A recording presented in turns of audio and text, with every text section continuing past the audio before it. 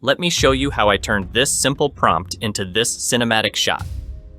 It starts with one trick. I crank up the chaos until something sparks. Then, I find my character. Here's my full process, so you can try it too.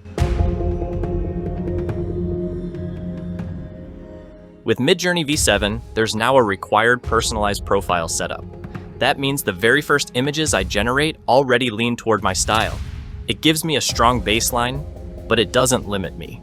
Chaos is still part of my process, and I use it intentionally to break the mold and discover new tones. When I start a new story, I don't begin with a plot. I begin with a feeling. I want an image that could be the opening scene of a film. I start with a basic prompt like, wide establishing shot of a frozen world, ruins half buried in snow, cold, desolate, fantasy, cinematic lighting, dark sky.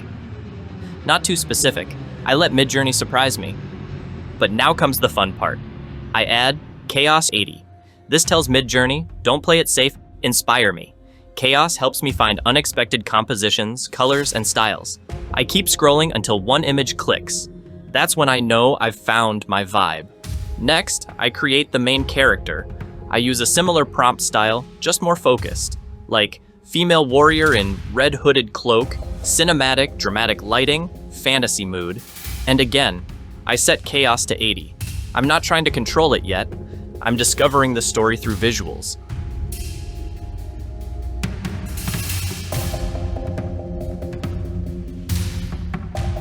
Once I find her, I've got my anchor. Now I look at both images, scene and character, and start imagining what connects them. What happened just before this? What's coming next? This is where the world starts to open up. Once I've got the visual identity, I lock it in. I use the style reference code with my favorite image as a reference point. This helps keep everything consistent across the story. And with Midjourney V7, this just got way easier. The visual consistency with the style reference code is noticeably better.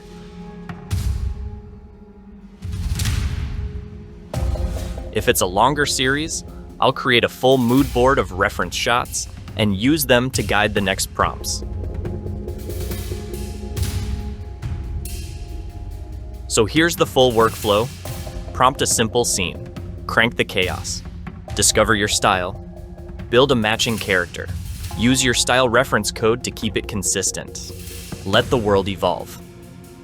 Try this on your next Midjourney project, especially if you're exploring version 7.